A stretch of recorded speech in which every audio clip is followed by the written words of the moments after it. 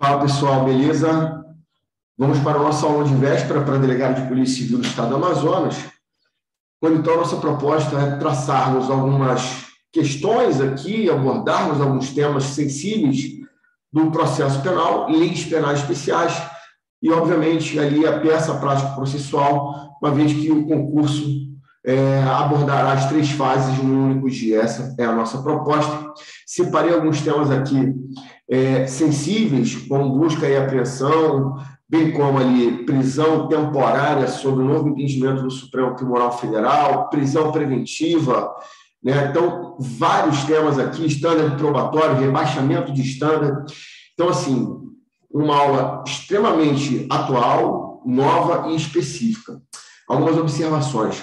A FGV, quando ela confecciona uma questão, ela se utiliza de vários casos concretos, inclusive pautado em jurisprudência. Então, nossa aula foi construída com base nisso, né? Sugiro que os senhores tenham intimidade com a jurisprudência, tanto na parte do processo penal, bem como na parte do direito material, né? O direito penal, efetivamente dizendo, tá bom? Então, vamos lá. Nosso primeiro tema, eu separei aqui para a gente falar sobre prisão temporária. A lei de prisão temporária, ela é de 1989, oriunda da Lei 7.960. Então, ela foi ter sido editada através de uma medida provisória, né? E aqui a doutrina sempre criticou essa lei. Por quê? Haveria uma inconstitucionalidade formal, no sentido de que compete privativamente à União, nos moldes do artigo 22, inciso 1, legislar sobre matéria afeta processo penal. E, olha, medida provisória não pode, né, não pode ter matéria de processo penal editada através de medida provisória. E o segundo argumento da eventual inconstitucionalidade, naquele primeiro momento, foi no sentido de que, ora, haveria violação aos requisitos da edição de medida provisória. Quais são, Thiago? A relevância e a urgência. E naquele momento foi manejada uma ADI, a DI de número 162, o Supremo Tribunal Federal não chegou a se manifestar, porque a medida provisória foi convertida em lei, na lei 7.960, e a lei teria perdido o objeto. Pois bem, os anos passaram, 25 anos depois, novamente ela foi instada pelo Supremo Tribunal Federal através das ADIs 3360 e 4109. Então, o Supremo Tribunal Federal, nessas ADIs, em recentíssima decisão, entendeu: a lei de prisão temporária ela é constitucional, fazendo uma interpretação conforme, sem redução de texto. Ou seja, ela foi declarada constitucional, mas desde que fizesse uma releitura dos dispositivos para adequar o novo ordenamento jurídico, até porque as cautelares ela vem perpassando por algumas modificações desde 2011, quando então sobrevieram ali a medida cautelar diversa da prisão. Toda a reforma afeta ali as medidas cautelares e a prisão preventiva. Como se não bastasse, agora em 2019, a Lei 13.964 também reformulou ali o sistema das cautelares, inserindo, por exemplo, o perigo gerado pelo estado de liberdade do imputado, trazendo o princípio da atualidade, da contemporaneidade, ou seja, aplica-se ou não. Estava obscuro, o Supremo Tribunal Federal deu uma nova interpretação, a Lei 7.960, e trouxe ali novos parâmetros, novos requisitos. E é sobre isso que a gente vai ver agora, tá? Então, vamos lá.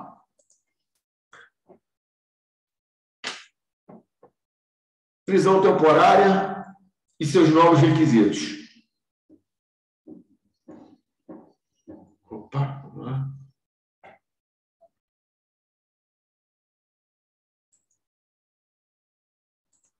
Agora sim. Lei 7.960, como eu disse, instruída pela Comissão de Medida Provisória de número 111.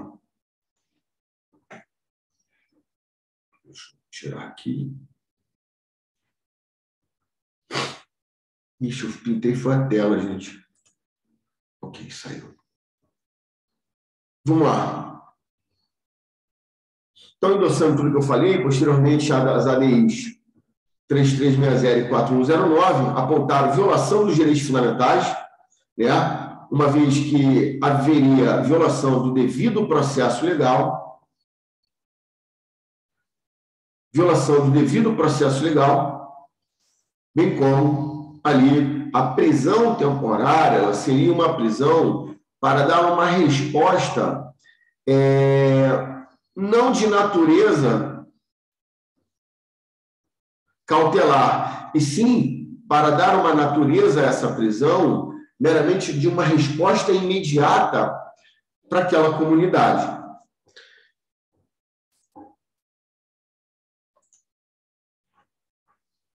Então, o Supremo Tribunal Federal, né, entendeu que a prisão temporária é constitucional, dando uma interpretação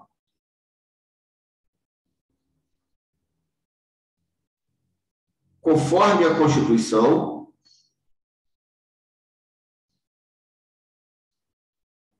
Estou meio enrolado aqui com isso aqui, galera.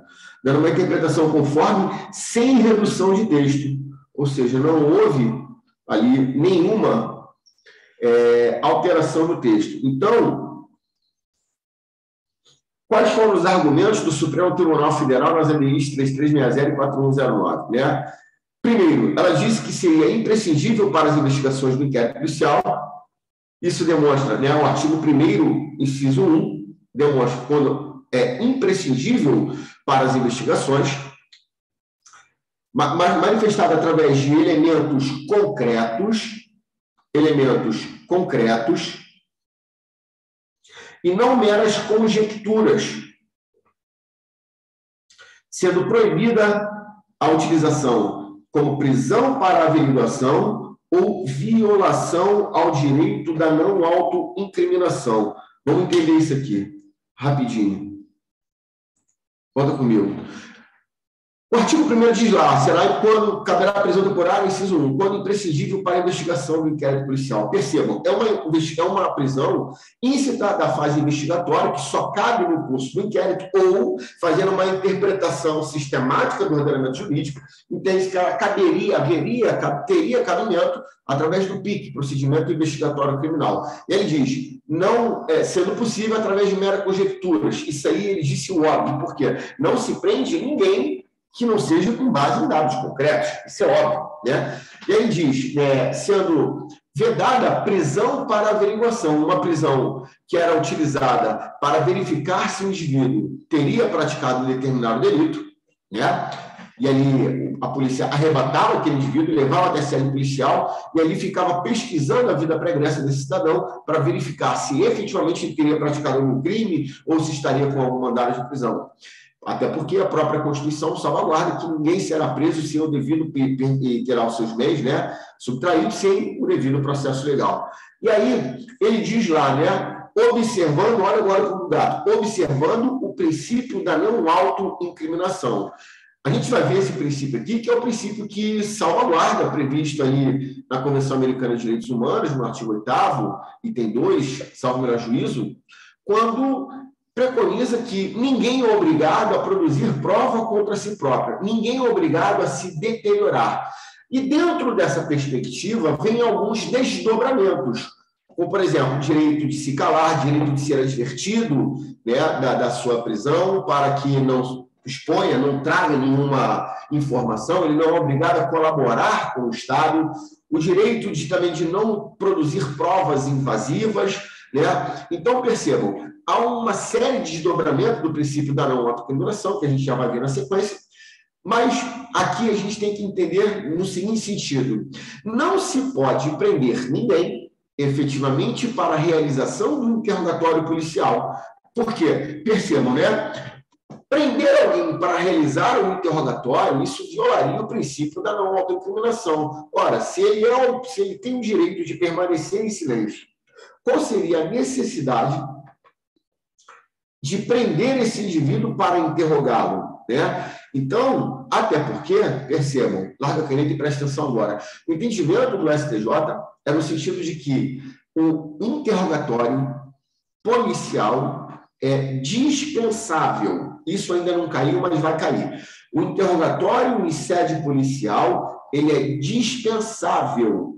Isso sob a égide do investigado. Ora, preste atenção, se ele tem o direito de permanecer em silêncio, não pode obrigá-lo a prestar o interrogatório, malgrado o interrogatório seja um meio de defesa, né, para aquele indivíduo, quando ele apresenta a sua versão sobre os fatos. Ora, apresentar a versão sobre os fatos é o direito de defesa positivo, que o direito de defesa ele se divide, né, na autodefesa positiva, ou seja, ele presta informações para se defender da imputação que lhe é feita, e a autodefesa negativa, princípio da não autocriminação, direito de permanecer em silêncio. Pois bem, ora, se ele tem o direito de permanecer em silêncio, para que seria obrigado a condução, para que seria obrigado a realização de interrogatório? O que não significa dizer, presta atenção agora, que o Estado não deva oportunizar o direito desse indivíduo prestar o interrogatório. Isso sobre a égide do Estado. Então, são dois entendimentos para a gente compreender esse raciocínio do Supremo do STJ. Primeiro, ele diz lá, o interrogatório é dispensável. Sim, porque, ora, se ele não precisa estar nem no plenário do júri, quiçá em sede policial, ele deve prestar o interrogatório. Primeiro. Segundo prisma sobre essa obrigatoriedade, o que não significa dizer que, considerando a natureza jurídica do interrogatório, meio de defesa, o Estado não deva oportunizar. Então, o senhor está numa investigação policial, chegou num determinado momento, você ouviu o suposto autor do fato, você ouviu a vítima, você ouviu testemunhas, você ouviu várias pessoas. Por último, em regra, é o investigado. Ele não quer prestar o interrogatório, o que não significa que você não deva oportunizar. Intime o indivíduo para que ele preste o interrogatório. Se ele não comparecer, você oferece ali, conclui a sua investigação. Essa é a ratio quando o Supremo Tribunal Federal disse, observando o direito de não autoincriminação, não se prende ninguém para a realização de interrogatório. Tranquilo? Maravilha? Vamos voltar aqui ao nosso material. 2. Houver fundadas razões de autoria ou participação do indiciado nos crimes previstos no artigo 1º, inciso 3. Aqui é o que se denota o fumus comissi delicti. Eu não consegui me entender com isso aqui ainda, galera. Paciência comigo, pelo amor de Deus. Vamos lá, deixa eu me encontrar aqui. É o fumus comissi delicti, trazido ali no artigo 1º, inciso 3, é um rol taxativo, ou seja, é um rol taxativo de crimes antecedentes. Olha agora, vedada a analogia ou a interpretação extensiva do rol previsto no artigo 1º. O que é isso, Tiago? Isso significa, pessoal, volta comigo aqui rapidinho, vamos entender isso. O rol do artigo 1º, inciso 3º, dos crimes que admitem prisão temporária, é um rol taxativo, e a doutrina e a jurisprudência são uníssonas, no sentido de que essa deve ser a melhor interpretação. E aí o Supremo Tribunal Federal disse mais ou menos o óbvio, vedar a interpretação extensiva e a analogia. O artigo 3º do CPP admite, né, a interpretação extensiva, né, analógica, para compreender o processo penal. No entanto, aqui, normas segregadoras de direitos e garantias fundamentais devem ser interpretadas de forma o quê? Restritiva. Pois bem, questiona-se, alguns crimes previstos aí que têm possibilidade de prisão temporária não estão previstos na Lei 7.960. Quando, por exemplo, o crime de exploração a favorecimento sexual, artigo 218b do Código Penal. Por exemplo, o crime de tráfico internacional de arma de fogo. Percebam, esses crimes não estão previstos na Lei 7.960. Pergunto, seria a interpretação extensiva para abarcar esses tipos penais como admissíveis de prisão temporária? De acordo com o professor Renato Brasileiro de Lima, não. Por quê, Tiago? Simples. Interpretação que deve ser dada no seguinte sentido. Ora, o que não pode é violação ao princípio da legalidade. Se a própria lei de crimes hediondos trouxe a possibilidade, prevista lá na lei de crimes hediondos, 8.072, admitindo a possibilidade de prisão temporária, isso não seria uma interpretação extensiva, porque a própria lei, oriunda do Congresso Nacional, com observância do devido processo legislativo constitucional, teria prevista a possibilidade. Sendo assim, conclui Renato, isso não seria interpretação analógica ou extensiva, seria perfeitamente possível. Tranquilo? Beleza? Então, avançando, vamos ganhar musculatura. Terceiro requisito, à luz do Supremo Tribunal Federal, seria justificada por fatos novos ou contemporâneos, que fundamentem a medida. O que ele está trazendo aqui é o princípio da contemporaneidade.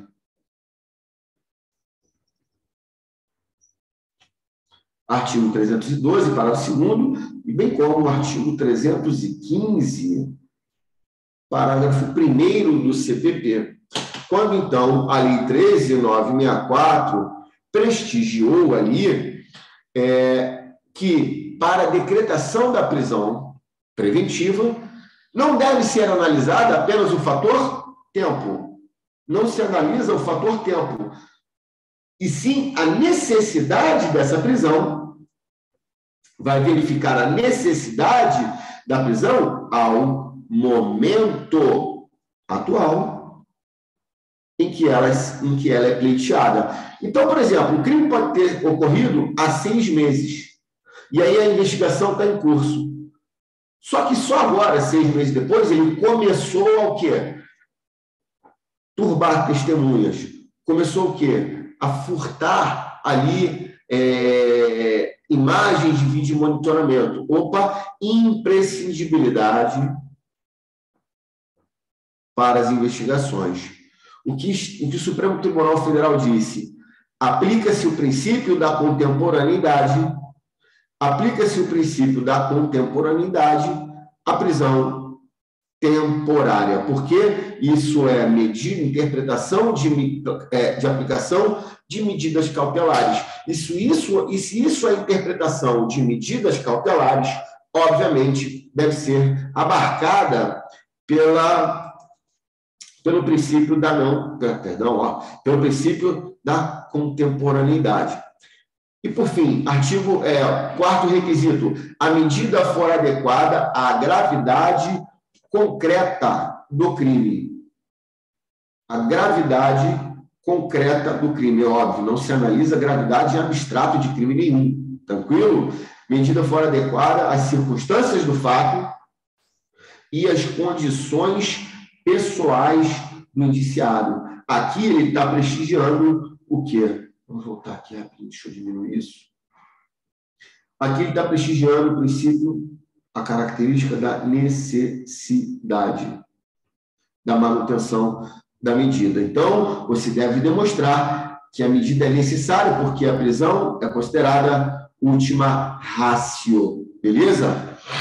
E, por fim, que é a cereja do bolo, não for suficiente a imposição de medidas cautelares diversas, prevista nos artigos 319 e 320 do CPP, nos moldes do artigo 282, parágrafo 6º. Volta aqui comigo rapidinho. Aqui o seguinte. Ora, você deve demonstrar que a medida de prisão temporária ela é extremamente necessária, bem como última ratio. Ok, eu entendi. Demonstrando que não é cabível nenhuma das medidas trazidas do 319, as medidas cautelares diversas da prisão. Quando da sua representação deve ficar clara ali que não é possível essa substituição. E aí, num primeiro momento, larga a caneta e entenda isso, por favor. Em um primeiro momento, o ministro Gilmar Mendes, quando no seu voto dessa lavra, entendeu que deveria haver também a incidência, ou seja, para a decretação da prisão temporária, deveria haver a incidência, ou seja, preencher os requisitos previstos no artigo 313. Ele estaria se referindo ao 313.1, que é o quantum de pena mínima, ou seja, superior a 4 anos, bem como a característica da reincidência para a decretação da prisão temporária. E ao que me parece, o Supremo Tribunal Federal, o voto final, não foi esse que foi prestigiado. Por quê? Porque, obviamente, eles retiraram essa última parte dos requisitos do julgado interpretado, né? O que você quer dizer com isso, Thiago? Larga a caneta e preste atenção. Aqui, quando ele fala, né, quando o Gilmar falou que deveria ter observância do artigo 313, o que ele quis prestigiar foi o princípio da homogeneidade das cautelares, necessidade, adequação e proporcionalidade. Ora, larga a caneta, olha a importância disso.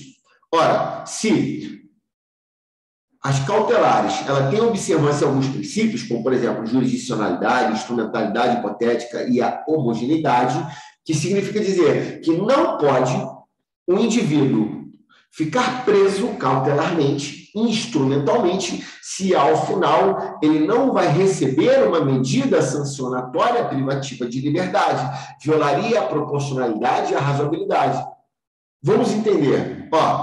Prendeu um indivíduo pelo crime de associação criminosa. Na sua modalidade simples, pena de reclusão de 1 a 3 anos.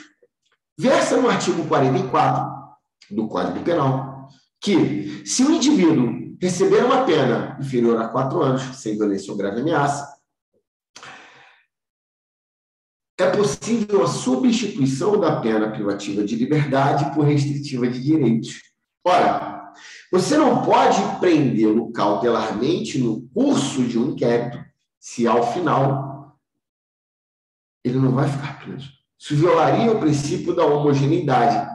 E isso a doutrina há muito tempo já vinha criticando. E esse quantum mínimo de pena para a decretação da prisão preventiva não foi isolado, foi com base no 44 na homogeneidade das cautelares.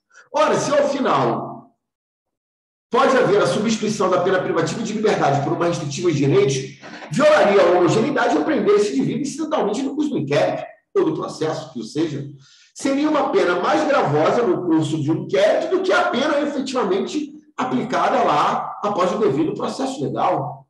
E o professor Paulo Rangel há muito tempo criticava isso. E o ministro Gilmar levantou isso no julgado, que deveria haver observância do 313.1. Mas não foi o que foi prestigiado, né?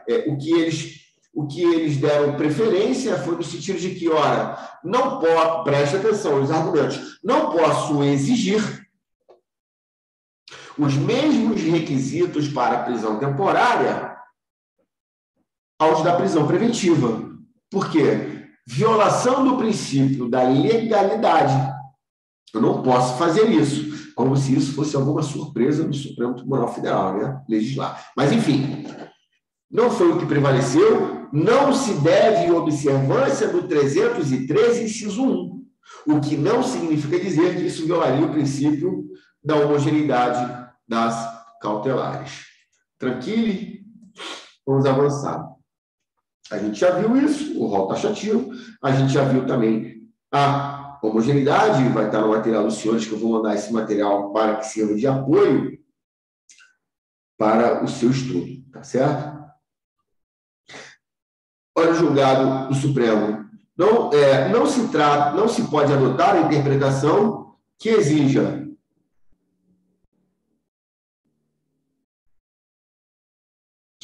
para a prisão temporária a observância 313. Por quê? Trata-se de dispositivo específico para a prisão preventiva, uma vez que, no caso da prisão temporária, o legislador ordinário, no seu legítimo campo de formação, já escolheu os delitos que julgou de maior gravidade a sua imposição.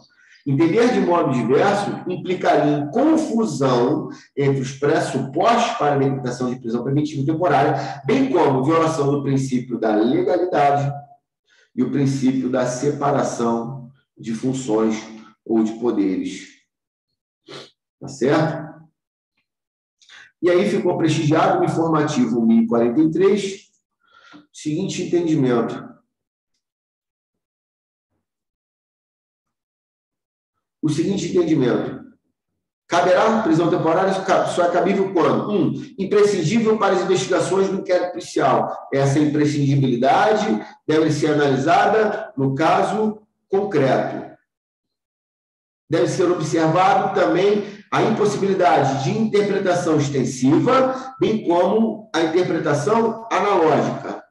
Tranquilo? Houver fundadas razões. Isso aqui é o que a gente chama de estándar indiciário. O que é isso, Thiago? O quanto mínimo de prova para a decretação de uma cautelar. Aqui houve um rebaixamento do estándar em relação à prisão preventiva. Eu vou aprofundar sobre isso.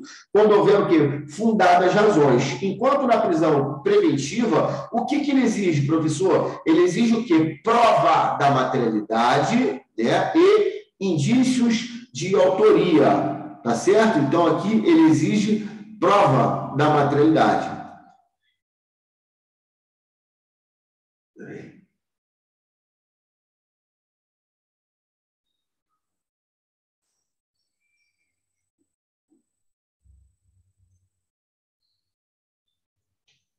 Aqui, no estándar, é fundadas as razões, tá certo? De autoria e participação. Terceiro, for justificada por fatos novos ou contemporâneos, adoção do princípio da contemporaneidade, previsto no 312, parágrafo 2º. Necessidade e adequação da medida, analisando a circunstância fática e as condições pessoais do investigado, o histórico, a vida pregressa desse indivíduo. Não for suficiente a imposição de medidas cautelares diversas, ou seja, a prisão é a última ratio, então preconiza-se o quê? O artigo 319 e 320. Demonstrado esses requisitos, cuidado que isso aqui tudo é sine qua non para a nossa peça prática processual. Se não entender isso aqui, fecha o vídeo e vai embora para casa, pelo amor de Deus. Eu não vou voltar nesses meandros. Então, tá aí, Supremo Tribunal Federal, plenário, ali, 4109-3360. Tá certo? E aqui eu abordei rapidamente, eu não vou voltar comigo, porque o que interessa aqui é a aula, vocês estão me vendo aí no videozinho. Características das cautelares, rapidamente, para que a gente consiga entender. As medidas cautelares, elas possuem alguns princípios, né? Algumas características. E aí, primeira característica da jurisdicionalidade, significa dizer que as medidas cautelares estão submetidas, em primeiro lugar, em uma primeira análise, à cláusula de reserva de jurisdição, ou seja, fica sob o crivo da autoridade judicial, uma decisão judicial, fundamentadamente, analisar o deferimento ou não. Contudo, em caráter de exceção, é possível, por exemplo, no Instituto da Fiança prestada pela autoridade policial, ela não possui ali a cláusula de reserva de jurisdição. Como a gente sabe, o delegado de polícia pode fixar uma fiança, arbitrando ali nos moldes do artigo 322 do Código de Processo Penal. Segunda característica, acessoriedade.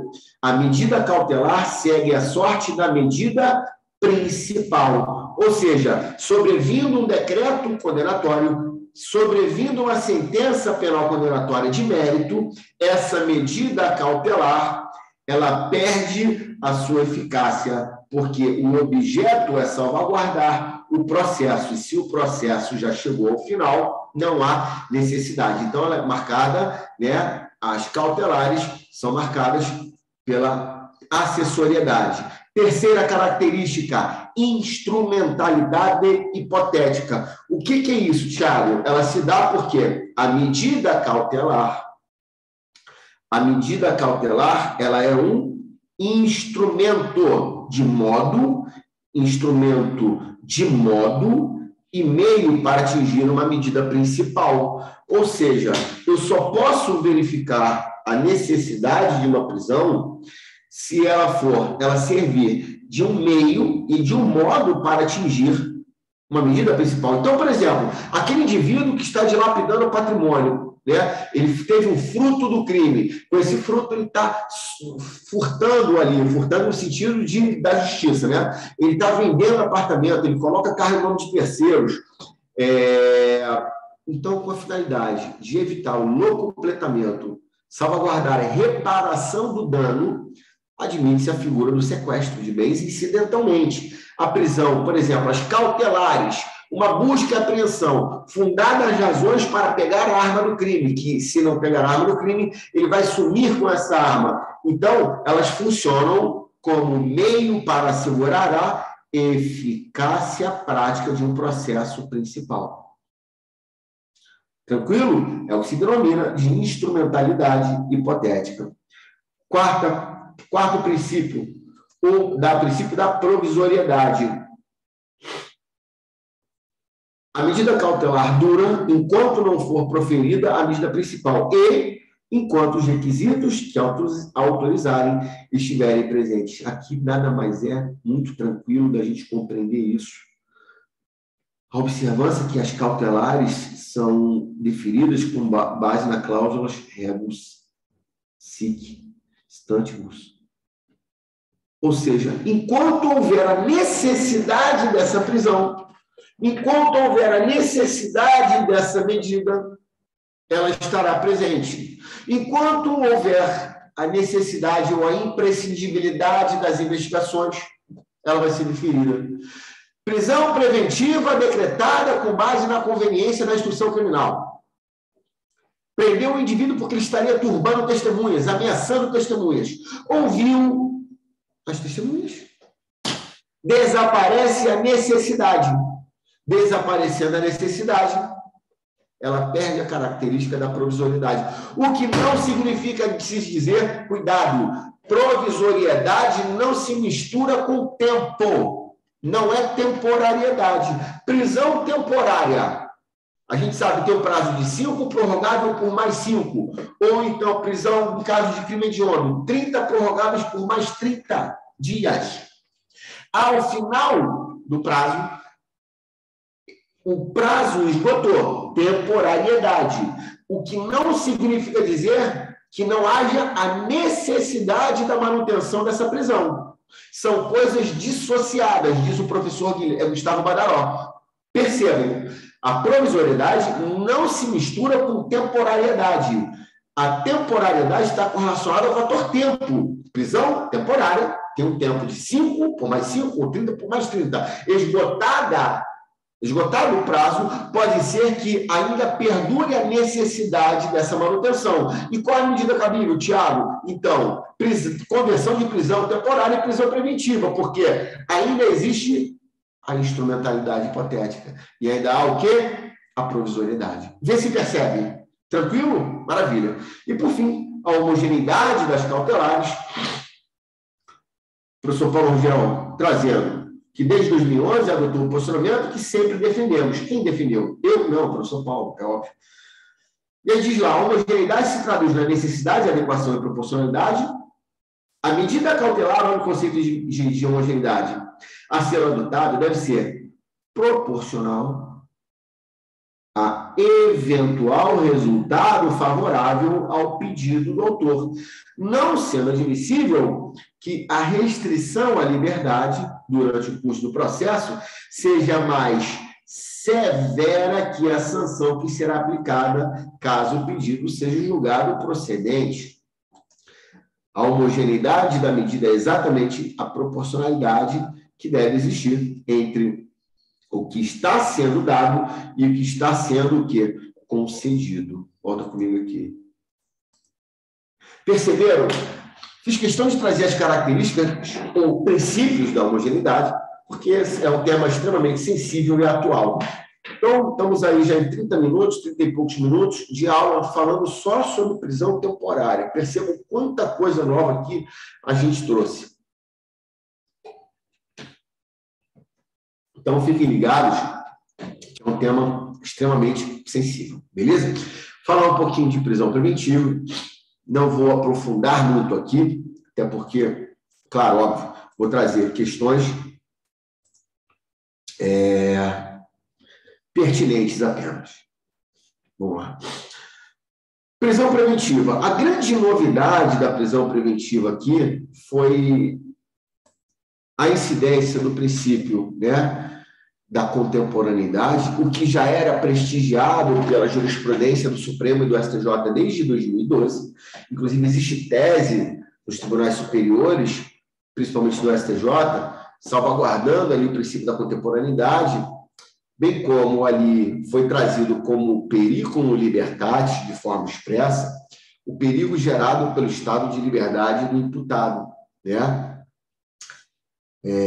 Então, essas foram as grandes alterações, bem outras, né? A impossibilidade da decretação da prisão preventiva de ofício, ainda que seja no curso do processo, observância do prazo nonagesimal, que, inclusive, o Supremo firmou maioria para julgar a ADI. Hoje é dia 9 de março, a ADI foi julgada anteontem, formou maioria anteontem, no dia 7 de março, no sentido de que esse prazo nonagesimal, a gente já vai ver, ele não é peremptório. Firmou-se maioria na ADI. Antes estava apenas em turma, agora foi em ADI. Tá? Firmou-se maioria. Então, assim, bastante novidade a gente vai ver aqui na prisão preventiva. Eu vou deixar para abordar os pressupostos, requisitos, de forma pormenorizada, quando abordarmos a aula de peça prática processual. O que não significa dizer que eu não daria a devida atenção aqui no nosso material. Prisão preventiva, né?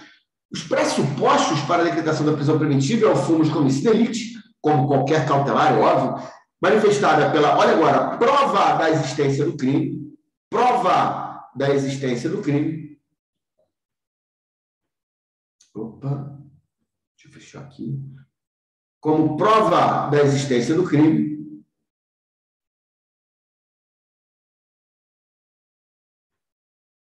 e indícios de autoria. Prova está relacionado aqui, anota, por favor, com a materialidade do delito. Ou seja, só se admite prisão temporária, só se admite prisão preventiva se conseguir provar a materialidade do crime. Mais indícios concretos de autoria, a gente já viu que é isso. E o perigo libertatis, manifestado no perigo gerado pelo estado de liberdade, quando violada a ordem pública, a gente já vai ver, ordem econômica, garantia de aplicação da lei penal, conveniência na instrução penal, que isso significa o perigo gerado pelo estado de liberdade. Tá certo?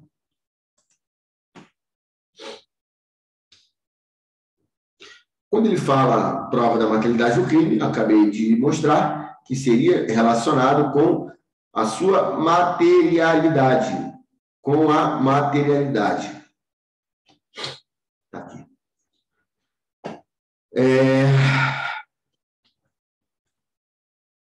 Quando ele fala em indícios de autoria, volta para mim aqui rapidinho, que isso é importante. Quando ele menciona indícios de autoria, indício é uma circunstância conhecida e provada que, através de um raciocínio lógico dedutivo, chega-se a alguma conclusão. Parte-se de uma premissa maior, parte de uma premissa menor para uma premissa maior. Duas pessoas entraram no quarto. Apenas uma sai do quarto com a camisa suja de sangue e uma faca na mão. Na melhor da hipótese, houve uma lesão corporal. Ou, na pior das hipóteses, houve um crime de homicídio. E aí, quando ele fala em indícios suficientes de autoria, o indício aqui é como prova indireta. O indício aqui é como indícios veementes. O indício aqui é no sentido de alta probabilidade de ser ele o autor do fato. Indícios veementes, indícios convergentes de ser ele o autor. Possível certeza da prática daquele delito. Vamos voltar lá.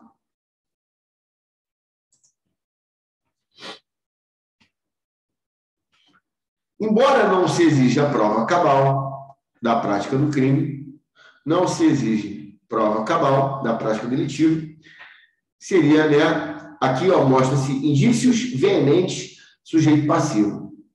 Os indicativos de autoria para a decretação da preventiva devem ser, por favor, fundamentado com bases concretos, indícios convergentes em número suficiente para traduzir uma forte suspeita em relação ao agente. Né? Não são meros indícios, mas indícios o quê? Veementes, de alta probabilidade. Tá? Grave suspeitas. Os indícios são convincentes, idôneos, capazes de criar um espírito no juiz, a convicção provisória de que o imputado é o autor da infração. Volta comigo aqui para você compreender isso definitivamente. Tanto isso é verdade que os indícios aqui são de alta probabilidade, de altíssima probabilidade, porque, ora, percebam, o artigo 10 do CPP traz lá que a prisão preventiva, o prazo para o encerramento do inquérito policial com o investigado preso preventivamente ou em flagrante é de 10 dias. Ora, se ele está preso preventivamente, se eu tenho prova da materialidade, se tem indícios veementes e convergentes e concretos de ser ele o autor do fato, eu já tenho elementos suficientes para o oferecimento de denúncia. Em razão disso, o prazo de inquérito policial deve ser menor, no prazo de 10 dias. E por isso que o pacote anticrime, quando diz que o investigado, quando a prisão preventiva, no curso do inquérito policial, o inquérito policial pode ser prorrogável por mais até 15 dias. E esse dispositivo já vai cair no Supremo em razão disso. Porque, ora, se eu tenho indícios veementes, e se eu tenho prova da materialidade, eu já tenho o que se denomina justa causa por oferecimento de denúncia. Então, não pode dar o quê? Prorrogação às investigações, porque a causa já está madura. Vê se percebe a relevância disso nesse momento. Vamos voltar. Tranquilo? Maravilha. E aí, obviamente, os indícios são analisados à luz do caso concreto. Eu cliquei em alguma coisa que tinha ficado bom hoje. Vou voltar. Que é o princípio da cautela,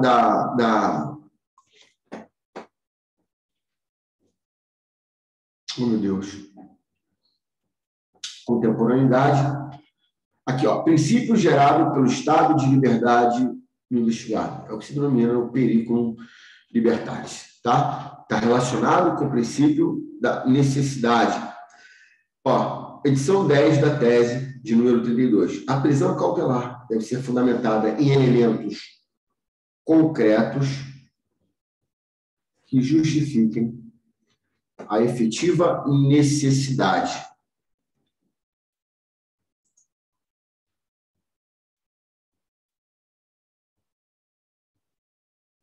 Olha, esse aqui está me atrapalhando.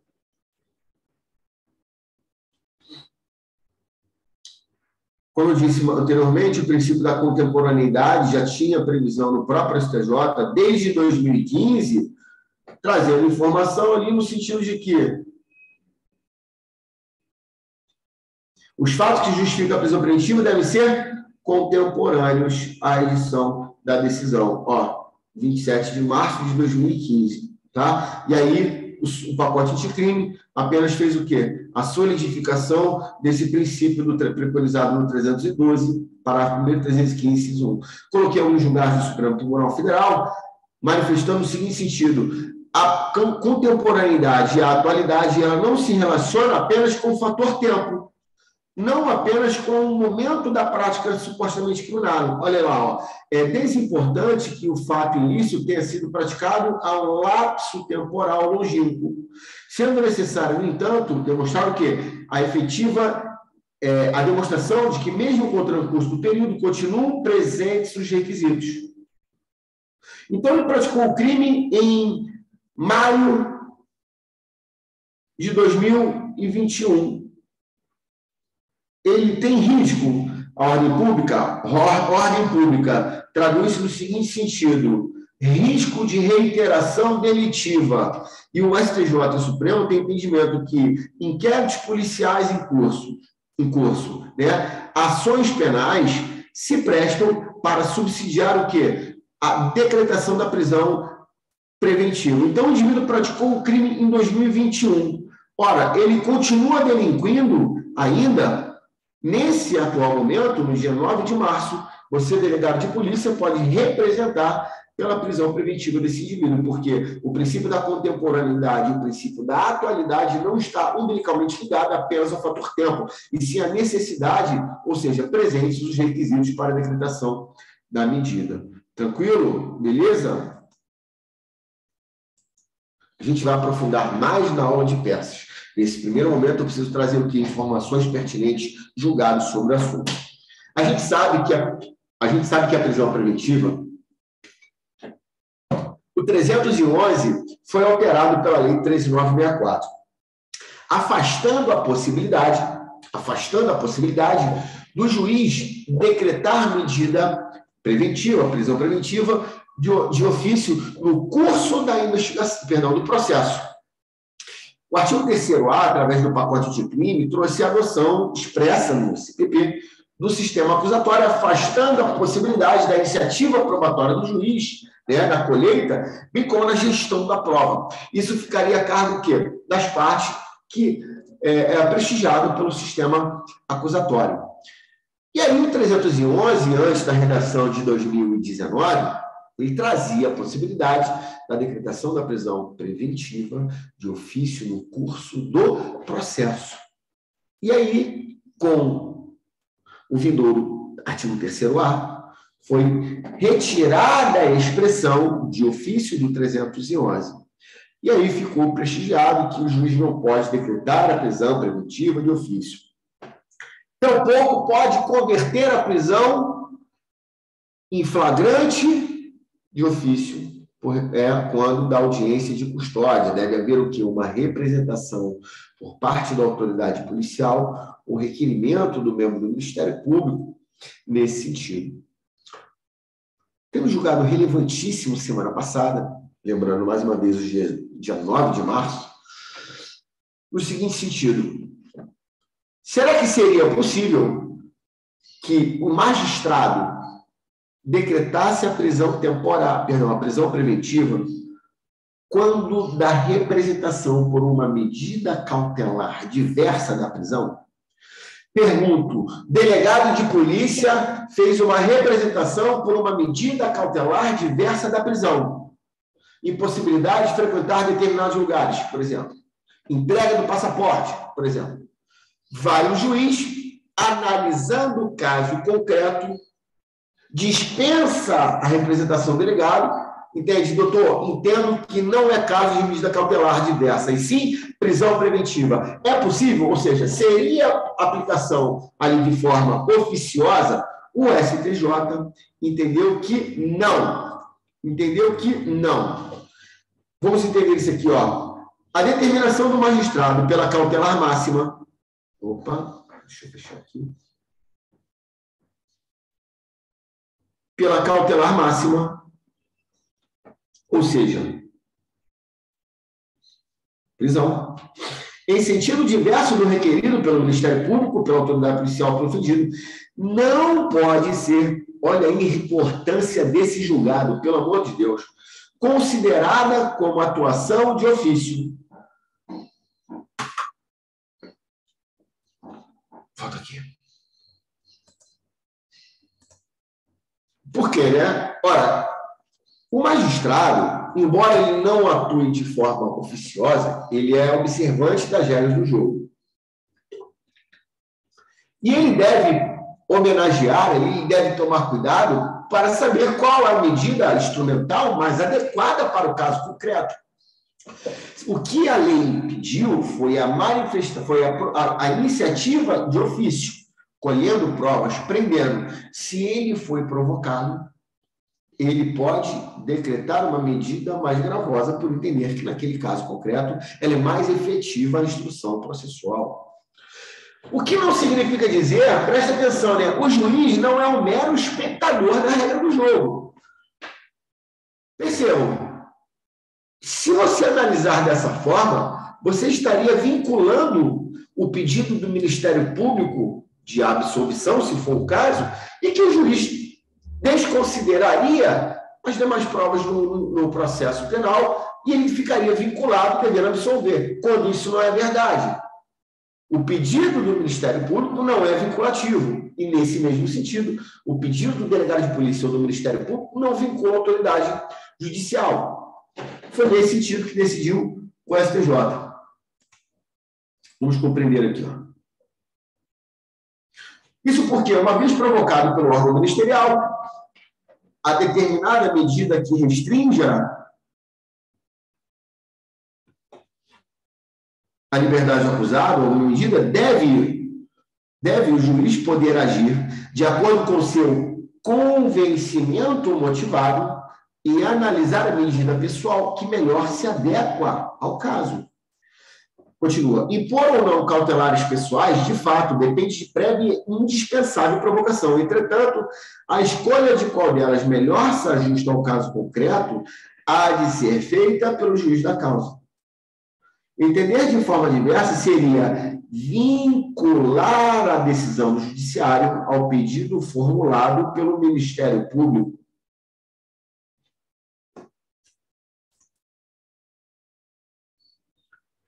De modo a transformar o julgador, olha a importância disso, em mero chancelador de suas manifestações ou de transferir a escolha do teor de uma decisão judicial. Né? E aqui ele vai além, né? Ele diz lá, após decretar a prisão a pedido do MP, o magistrado não é obrigado a revogá-la, quando novamente requerida pelo MP. Então, o MP pediu a prisão. Beleza, saiu a prisão, ele foi preso. O MP pede a revogação. O juiz está obrigado? Não, também não. Está aí, julgado em 30 de junho de agosto de 2021. Tranquilo? Então, percebam, né? Quando o juiz é provocado, ele pode decretar tanto o menos, ou seja, não entendo que é caso de prisão preventiva, decreto ali, restrição, entrega do passaporte, proibição de frequentar determinados locais, bem como informar o juízo o seu comparecimento periódico em juízo. Ok. No entanto, pode acontecer o inverso. O delegado de polícia pedir ali uma medida cautelar, o MP, e o juizão meter o quê? A preventiva no investigado ou no réu, caso esteja no curso da instrução. Até porque, o argumento final aqui, até porque as cautelares podem ser orientadas pelo princípio da fungibilidade. Tranquilo? Beleza? Maravilha. Vamos lá. Não vou perder tempo aqui, só para revitalizar a memória dos senhores. Obrigatoriedade da revisão periódica da necessidade da manutenção. A gente sabe também que a prisão, volta comigo, preventiva, trouxe no artigo 316, parágrafo único, o princípio, a característica do prazo nonagesimal. Já é um assunto antigo, por quê? Né? Isso já era um ato normativo secundário editado pelo CNJ, no sentido de que, ora, nenhuma prisão pode perdurar por mais de 90 dias, ou seja, magistrado, reavalie a necessidade. Lembrem-se, a prisão é decretada com base na cláusula rebus sic stantibus. Se ele foi preso para conveniência da instrução criminal e se ele já prestou o seu interrogatório, se as testemunhas já prestaram o seu depoimento, se já foi colhida os demais elementos informativos, desaparece a cautelaridade. Não tem instrumentalidade hipotética para deixar esse indivíduo preso. E, em razão disso, ele deve ser solto. Então, reavalie a cada 90 dias, por favor. O que o pacote de crime fez? Trouxe isso de dentro do ato normativo do CNJ e trouxe para dentro da lei do artigo 316, parágrafo único. O que não significa dizer que esse prazo nonagesimal seria peremptório, ou seja, esgotado o prazo de 90 dias, o carcereiro não é obrigado a abrir a porta da cadeia e colocá-lo para fora, assim como o ministro Marco Aurélio fez no caso do André do Rep. O que eu estou dizendo é que esse prazo esgotou-se o prazo de 90 dias, o juizão tem que dar uma decisão judicial e fundamentar a necessidade dessa manutenção. E aí o Supremo Tribunal Federal e o STJ, no primeiro momento, eles discutiram e se entenderam de forma pacífica que essa manutenção desse prazo de 90 dias, ele não é peremptório. Tiago, eu já entendi, você já disse. E eu também falei que firmou-se a maioria no ADI do Supremo Tribunal Federal, confirmando esse entendimento de que esse prazo de 90 dias, ele não esgota por si só. Deve ser analisado o caso concreto, a complexidade da causa, o número de volumes de processo, e o juiz deve o quê? Fundamentar, porque é uma decisão judicial. E se é uma decisão, não pode o carcereiro determinar ali, né, que abra a porta da carceragem e aquele indivíduo. Diz lá, decretada a prisão preventiva, deverá o órgão emissor da decisão revisar a necessidade da manutenção, mediante, por favor, olha a importância disso aqui, não tenham paciência comigo, deixa eu fechar aqui. Tenham paciência comigo. Está aqui. Decisão fundamentada. Se é decisão fundamentada, 93, inciso 9. E aí disse o STJ, o prazo para a prisão preventiva não é peremptório. Não é peremptório. E aí tem um julgado antigo, maravilha. No dia 7, que dia é hoje? Dia 9. Olha a atualidade da nossa aula, a gente tem o cuidado de trazer aqui relevantes julgados sobre o assunto. Disse o Supremo, formou maioria nas ADIs 6582 e 6581, não reconhecer a ilegalidade da prisão preventiva não revista em 90 dias. A inobservância do parágrafo único do artigo 316 não gera revogação automática da prisão preventiva. Assunto também que vai despencar em concurso e a gente já se adianta para cair na sua prova. O Supremo Tribunal Federal já formou o quê? Maioria. Tranquilo? Não é ilegal esse prazo, tá? Não revista em 90 dias. Não fez a revisão em 90 dias, a prisão é ilegal? Não, disse o Supremo Tribunal Federal. É isso. Tranquilo? Maravilha? Vamos avançar aqui. Eu separei alguma coisa de prisão cautelar. Prisão cautelar rapidamente, né? Já falei de prisão preventiva, já falei de prisão temporária. Eu quero falar um pouquinho só de flagrante, né? Rapidamente. Temos a problemática da Guarda Municipal. Volta comigo aqui, por favor, entenda isso definitivamente. Muito se questiona se a Guarda Municipal pode realizar prisão em flagrante. A prisão em flagrante é uma medida de salvaguarda da sociedade que tem por finalidade evitar a consumação da prática do crime, bem como colocar à disposição aquele eventual autor do fato. Impedir a consumação do crime. Está cometendo ou acaba de cometer infração penal. É uma medida de autodefesa da sociedade. E o flagrante se divide ali em flagrante obrigatório e flagrante facultativo. Flagrante obrigatório são aquelas pessoas relacionadas à segurança pública. Polícia Federal, Polícia Rodoviária Federal, Polícia Ferroviária Federal, Polícia Civil, Polícia Militar e Bombeiros. São pessoas que estão relacionadas diretamente à segurança pública. E, em razão disso, divide-se em flagrante obrigatório e facultativo.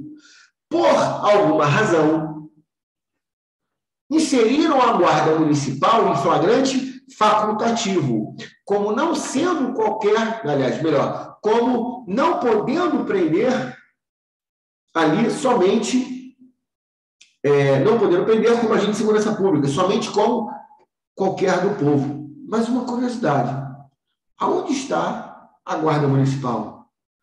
Topograficamente, está na Constituição, Tiago, eu sei, meu filho. Qual parágrafo? Parágrafo 8º. Regra de hermenêutica, parágrafo pertence ao caput. E se o caput fala da segurança pública, como que Guarda Municipal não faz parte da segurança pública? Esse, inclusive, é o entendimento do professor Pedro Lenza. Guarda Municipal está dentro do rol da segurança pública. Ora, se está dentro da segurança pública, o flagrante não deveria ser facultativo, sim obrigatório. Mas isso, para uma outra discussão, vamos entender o que o STJ diz sobre o assunto. Guarda municipal está atuando quando prende alguém em flagrante como qualquer do povo, artigo 301. Isso é o que está chancelado. Pode prender em flagrante? Pode. Olha agora, o que não é possível, a Guarda Municipal é realizar diligências investigatórias por esponte próprio. Não pode a Guarda Municipal realizar atos investigatórios, não pode a Guarda Municipal realizar diligências. A Guarda Municipal tomou conhecimento da prática aparentemente criminosa, deve atuar ao lado da Polícia Civil, ao lado da Polícia Militar, porque isso é o que traz o Estatuto da Guarda Municipal. Ele pode auxiliar a polícia, desde que ele comunique e atue de apoio às forças policiais. Tranquilo? Então, lembre-se, Guarda Municipal não pode realizar investigações, levantamentos de local de crime, verificação de procedência das informações, checagem de denúncia anônima, ingresso na residência. Não é possível, Guarda Municipal, realizar esse tipo de diligência. Ok? Vamos voltar comigo aqui. Superado um argumento. Vou falar flagrante próprio, cometendo e acaba de cometer, certeza visual. Não vou falar sobre isso. Sobre flagrante, vou falar sobre flagrante impróprio, rapidamente. Por que flagrante impróprio? Porque tem um aspecto daqui de competência. Vamos lá, rápido. Flagrante impróprio, irreal ou imperfeito ou quase flagrante, é aquele previsto no artigo 302, inciso 3, quando ele é perseguido logo após a prática do crime, pela autoridade, pelo ofendido, ou por qualquer pessoa em situação que faça presumir ser ele o autor da infração. Volta aqui rapidinho. Quando ele fala logo após, é perseguido, logo após, há uma circunstância, os requisitos de validade, circunstância e a perseguição, circunstância de atividade, ele deve ser perseguido logo após a prática do delito. E essa perseguição deve ser o quê? Ininterrupta, não pode haver uma solução de continuidade. A partir do momento que a força policial tomar conhecimento da prática delitiva, deve desempenhar imediatamente diligências no sentido de capturar aquele indivíduo. Quando a lei fala perseguir, ela não está falando em perseguição de filme que o senhor está acostumado a ver. Não é esse tipo de perseguição. Basta que a polícia realize o ato de deslocamento. Já é caracterizada a perseguição. E essa perseguição deve ser o quê? Ininterrupta. Não pode haver solução de continuidade. E aqui, a grande cereja do bolo. Critério territorial. Houve um crime de homicídio na comarca, eu não conheço nada no Amazonas, me perdoe, na comarca A do estado do Amazonas, onde o senhor é delegado. O indivíduo matou e ali a polícia desempenhou diligências, prendeu ele na comarca vizinha. Questiono, qual vai ser a justiça competente para processar e julgar esse indivíduo? Essa comarca, a comarca B. Mas qual vai ser a unidade policial com atribuição para a lavratura do auto de prisão? A comarca B, e não a comarca A. Então, a relevância prática disso, que inclusive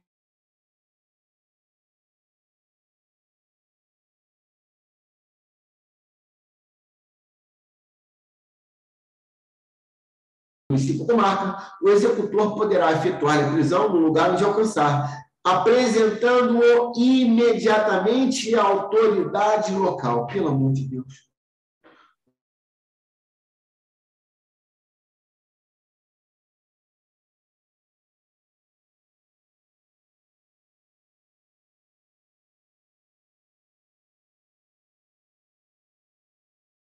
O flagrante vai ser lavrado na comarca B e o crime vai ser processado e julgado na comarca A. Por favor.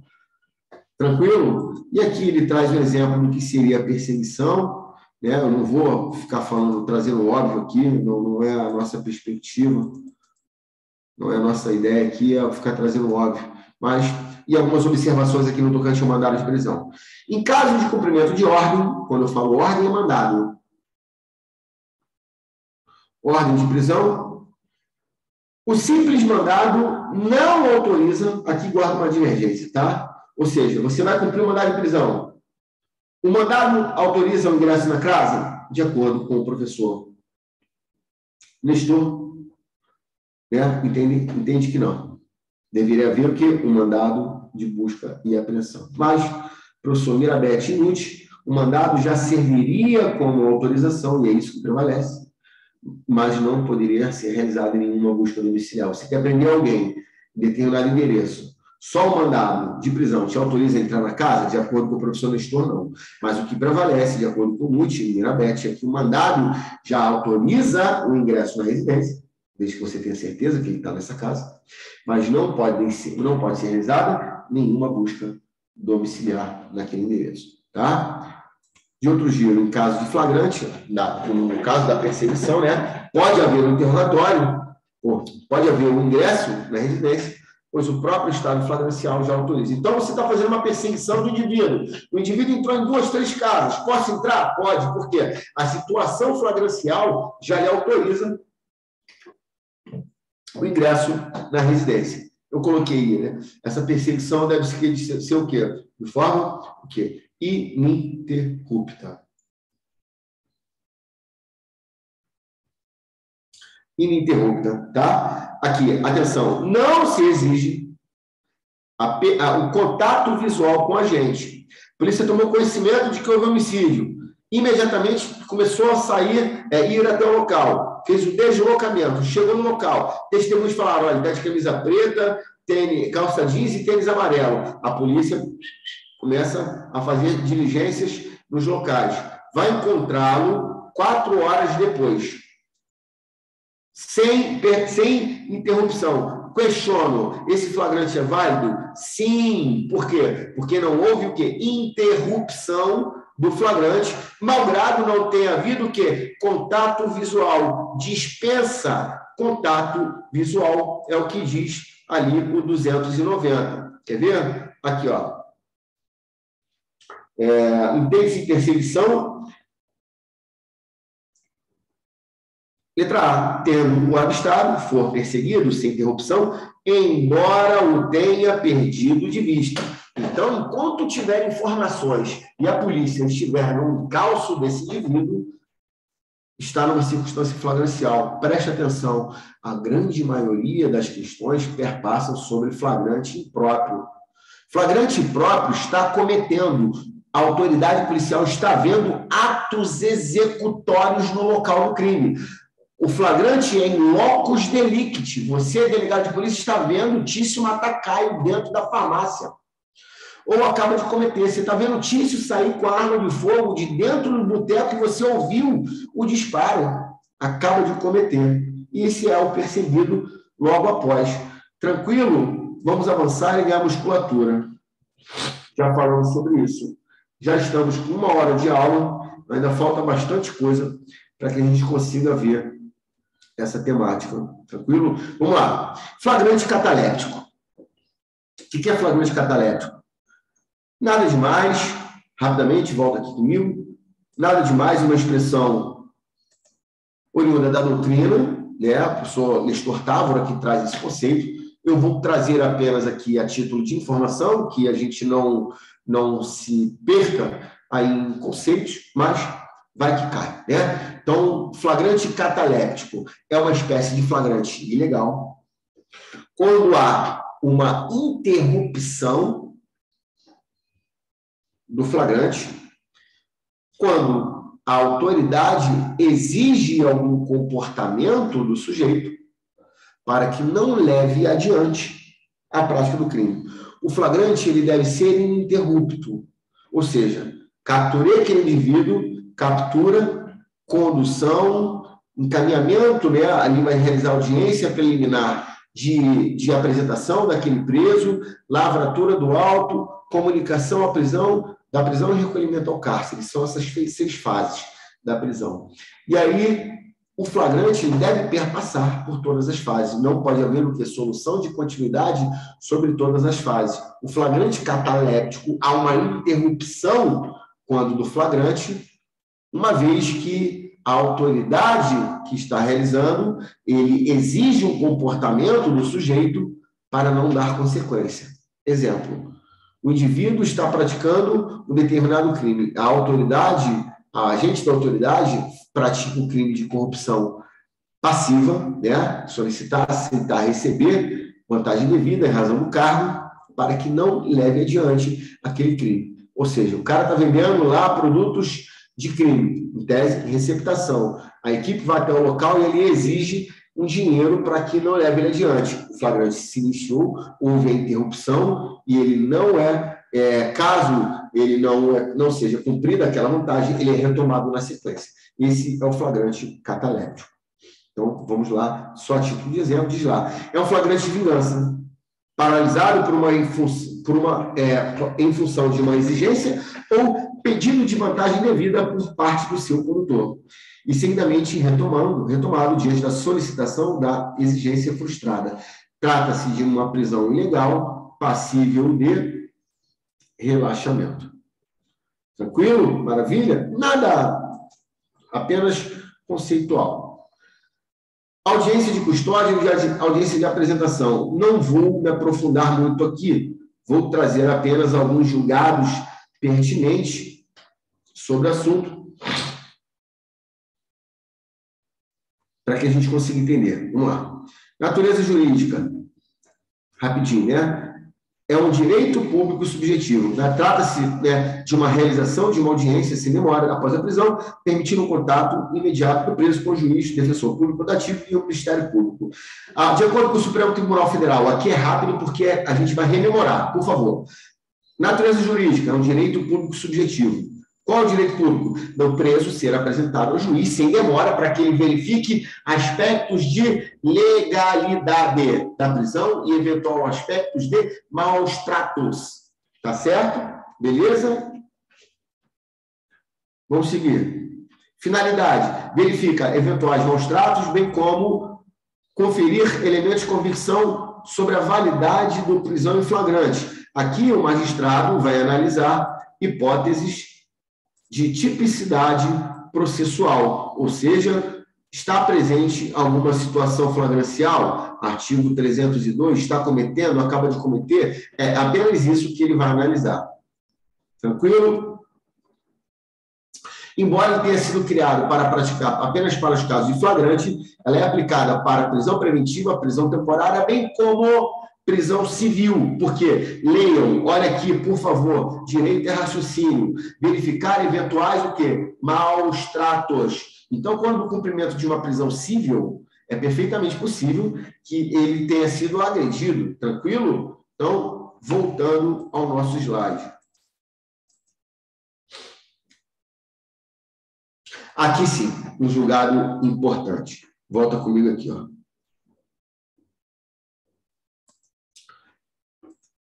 O que pode ocorrer em época de pandemia é a não realização da audiência de custódia. E aí, a lei é muito clara, é direito subjetivo. Se não ocorreu, houve uma ilegalidade. Se não ocorreu a audiência de custódia, desafia relaxamento de prisão. Questiona-se, a não realização da audiência de custódia, ela prejudica a instrução?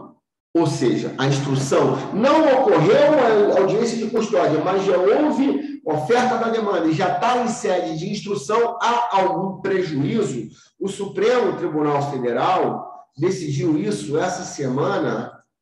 Olha que julgado importante. A superveniência da realização da audiência de custódia, da audiência de instrução e julgamento, não torna superada a alegação de ausência de audiência de custódia. Eu vou repetir. A superveniência da realização da audiência de instrução e julgamento não torna superada a alegação da ausência da audiência de custódia.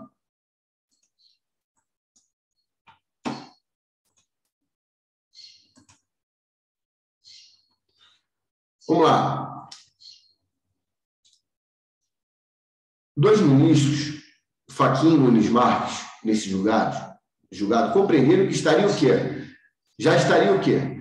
Superada a fase da audiência de custódia, porque já estamos em sede de instrução. Ora, então, voltar ao assunto de audiência de custódia, nesse momento, já teria restado superada. Outros dois ministros votaram no sentido que a alegação não restaria superada, mesmo já tendo sido realizada. Questiona-se, é necessário realizar audiência de custódia no curso da instrução criminal? É isso que eu estou falando. Diante do empate, a segunda turma do Supremo Tribunal Federal concedeu parcialmente ordem de habeas corpus e determinou ao juiz que realizasse a audiência de custódia no prazo de 24 horas no curso da instrução criminal. Não houve audiência de custódia, foi oferecida a denúncia, e aí houve a instrução criminal, já estamos em sede de processo. A não realização dessa audiência vai trazer algum prejuízo? Questiona-se, é obrigatório? Sim, a gente já viu que é direito duplo subjetivo. Há necessidade de fazer audiência de custódia em sede de instrução? Uma primeira parcela da segunda turma disse assim, meu amigo, isso já está superado, estamos em sede de instrução processual. E a segunda turma concedeu ordem de habeas corpus e determinou que o juiz realizasse a audiência no prazo de 24 horas. Tranquilo? É sobre isso que a gente está falando. Ainda não caiu, mas vai cair. Diz aqui, o posterior requerimento da autoridade policial pela segregação cautelar ou manifestação do MP favorável à prisão preventiva supre o vício de formalidade do prévio requerimento. Era para ser extraído aqui, isso aqui não tem nada a ver com o nosso assunto, né? Atenção, olha o julgado, né? Coisa julgada na audiência de custódia. A decisão realizada em sede de audiência de custódia, ela não faz coisa julgada. Ou seja, em eventual análise de atipicidade material, por exemplo, a aplicação do princípio da insignificância, né? O promotor de justiça A entende que é caso de insignificância e ali realiza a audiência de custódia prestigiando seu entendimento, determinando o arquivamento. Será que isso é possível? Diz o STJ e o Supremo Tribunal Federal que não.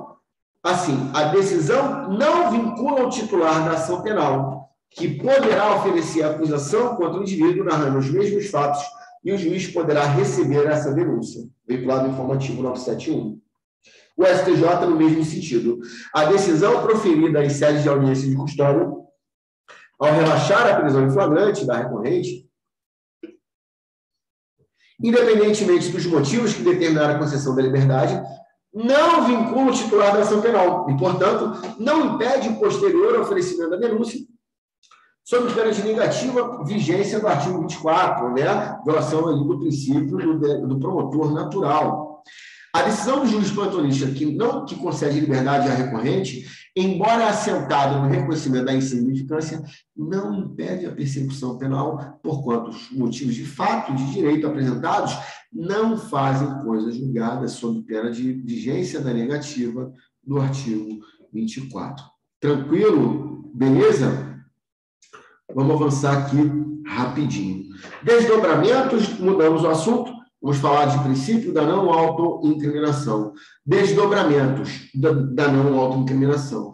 Primeiro, princípio da não autoincriminação, né? Ninguém é obrigado a produzir prova, ninguém é obrigado a se deteriorar, ninguém é obrigado a partilhar ali comportamento ativo com o Estado, no sentido de que traria algum prejuízo de ordem ali do seu direito ao silêncio. Tranquilo? Aí caiu o negócio aqui.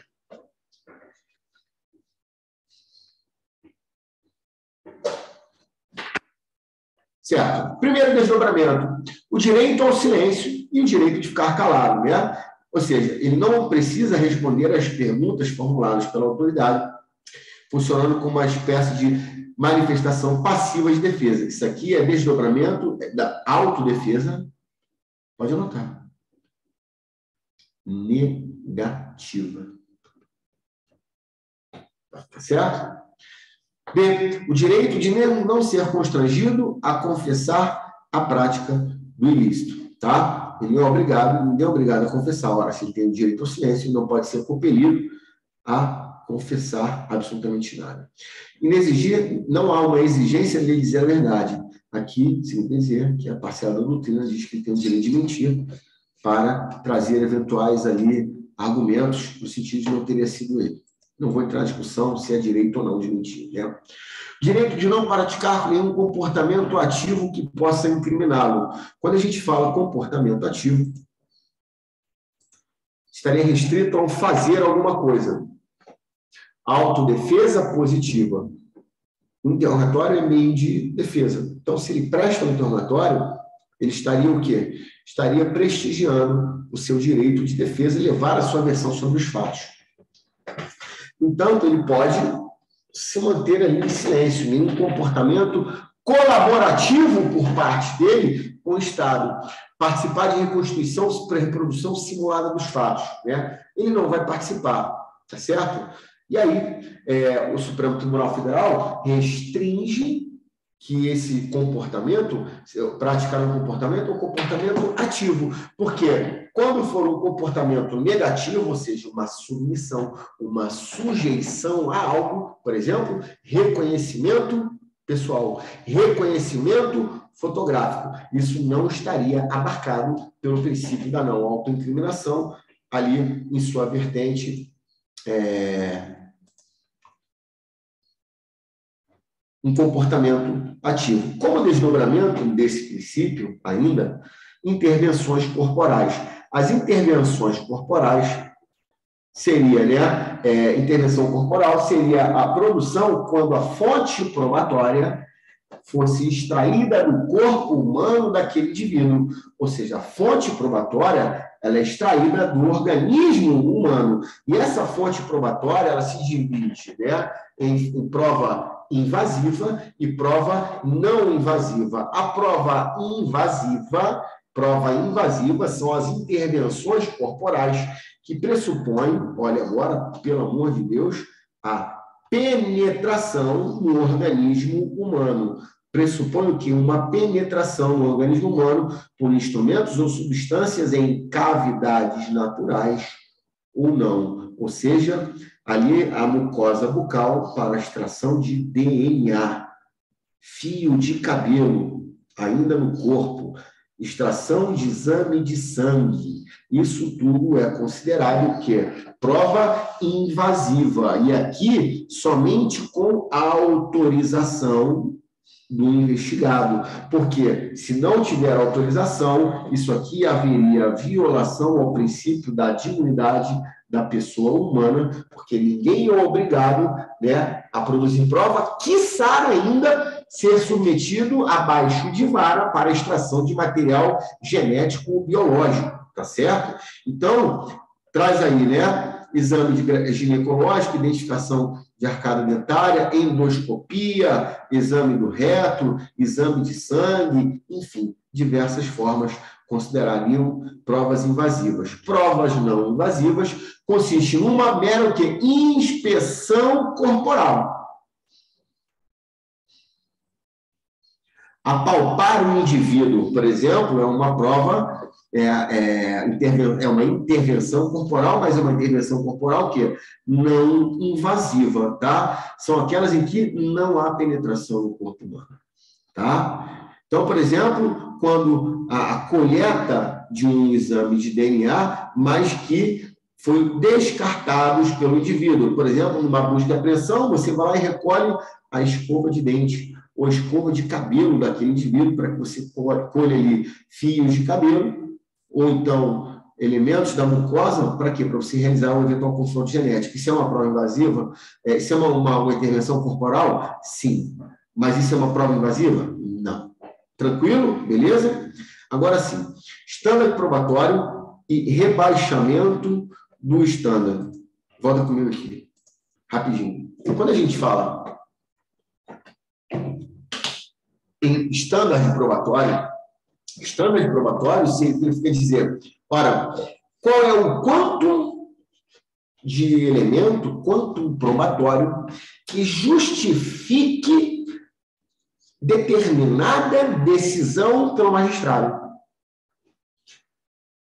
Então, para a decretação de uma sentença penal condenatória diz que deve ser prestigiada além da dúvida razoável.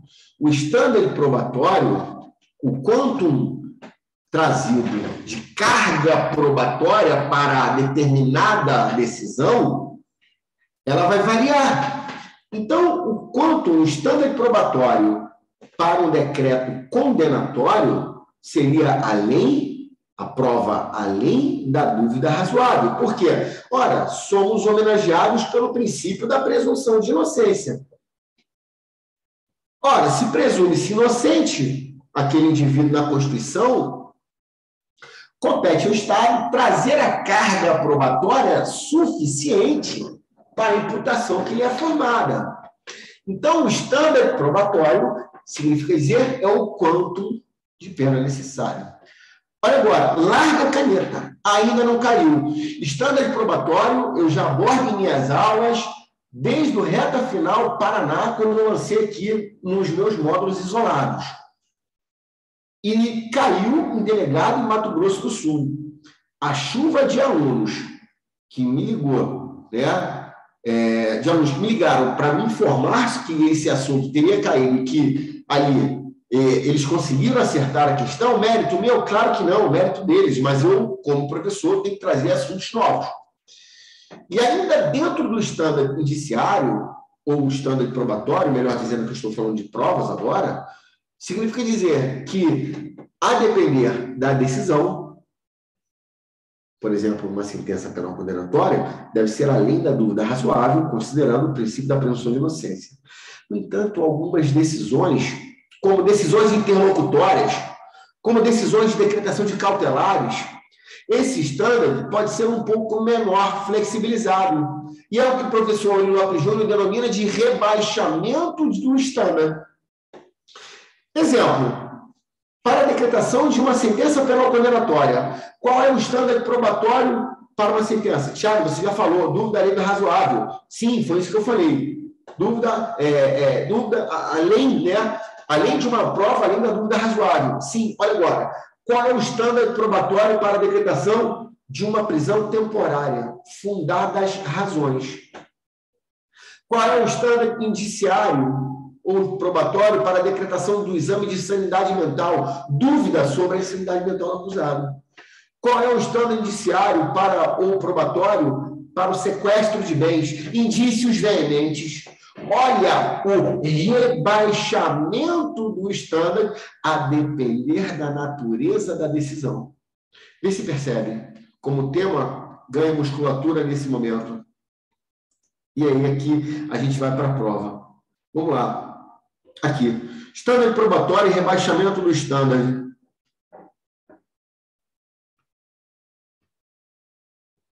Eu não consegui me entender com esse negócio ainda, cara. Me perdoe. Estándar, diz lá, é a suficiência, vou tirar a minha imagem aqui, é a suficiência probatória, ou seja, o quanto de prova é necessário para proferir uma decisão, o grau de confirmação da hipótese de autoria, acusatória. Compreendido que para um juízo condenatório, olha o que eu falei, é preciso superar o estándar além de toda dúvida razoável. Admite-se o menor nível de exigência probatória para determinadas decisões interlocutórias que não se confundem com sentença final. Portanto, perfeitamente sustentável um rebaixamento do estándar probatório conforme a fase procedimental. Assim, é razoável e lógico que a exigência probatória seja menor para receber uma acusação ou decretar uma medida cautelar do que exigido para proferir uma sentença condenatória. Por isso que o CPP fala em indícios razoáveis, indícios suficientes para decisões interlocutórias de menor exigência probatória, é o que se denomina de rebaixamento de estándar. Pronto. Jefferson, você não sabia, Agora você já sabe o que seria rebaixamento do standard. Nada demais, mas a gente precisa sempre construir ali o raciocínio. Bota comigo aqui, rápido.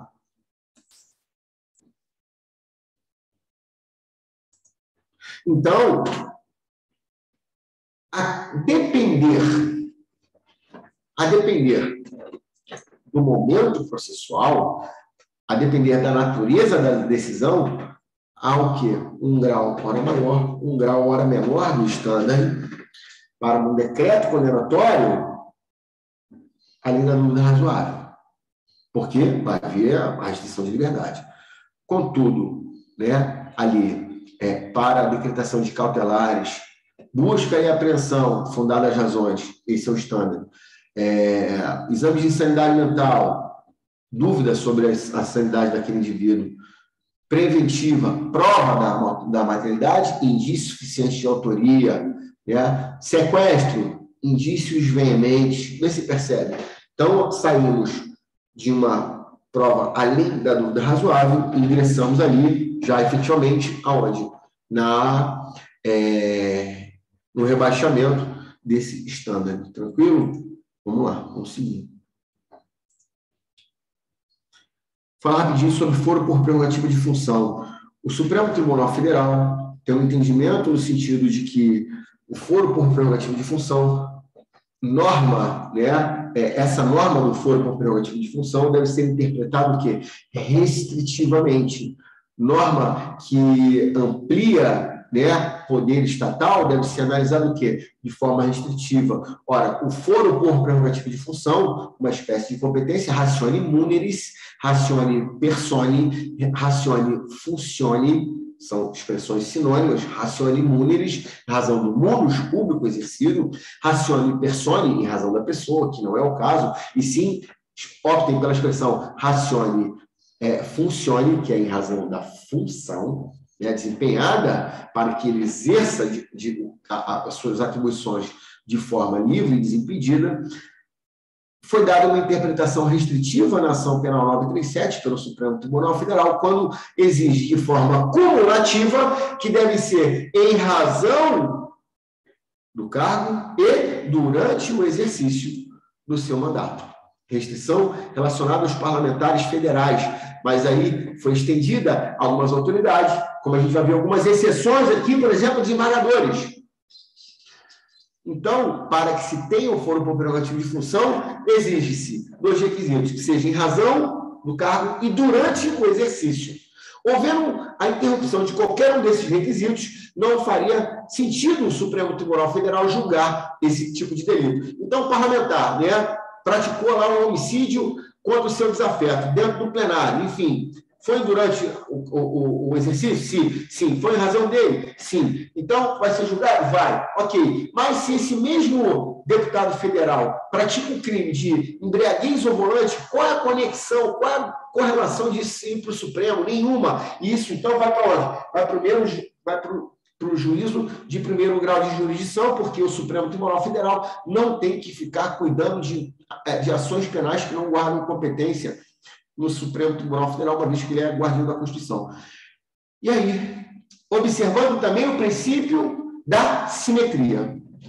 Aqui entra o pulo do gato. O princípio da simetria significa dizer, só pode a Constituição Estadual dar foro por prerrogativa de função, desde que seja analisando aquela autoridade tenha paralelismo à Constituição Federal. Então, percebam, né? Deputado federal, guardando a devida proporção e a simetria e o paralelismo no âmbito estadual, são os deputados estaduais. Guardando o paralelismo e simetria de parlamentar no âmbito municipal, a Constituição do Estado pode dar o quê? Foro por prerrogativa de função a vereadores, analisando os requisitos constitucionais. Então, se não houver simetria, não pode a Constituição do Estado criar foro por prerrogativa de função para determinadas autoridades. Olha o tema que foi parar no Supremo Tribunal Federal, e eu fiz questão aqui de trazer o julgado para que a gente consiga compreender a rácio. Quando então se debruçou sobre defensor público.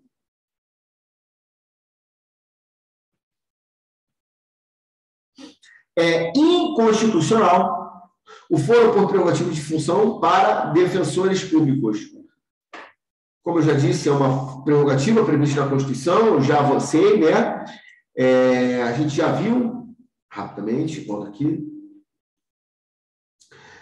As Constituições estaduais prevêem o foro por prerrogativa de função para determinadas autoridades. Em outras palavras, as cartas estaduais dizem que se determinadas autoridades cometerem crimes, serão julgados pelo TJ e não pelo juiz de primeira instância. É o caso, por exemplo, do vice-governador e deputado estadual. Beleza. Deputado estadual, com base no 27, parágrafo 1º. O Supremo tem julgado que se as constituições estaduais podem conferir foro prerrogativo de função para determinadas autoridades. É o caso do membro da PGE, Defensoria e Polícia Civil. E aí diz aqui, ó, impossibilidade da Constituição estadual, de forma discricionária, estender o chamado foro à função àqueles não abarcados pelo legislador federal, ou seja, sem observância do princípio da simetria. Não é possível foro por prerrogativo de função. Olha quem julgou isso aí, plenário em 2019. E agora, vinculado no informativo 1000,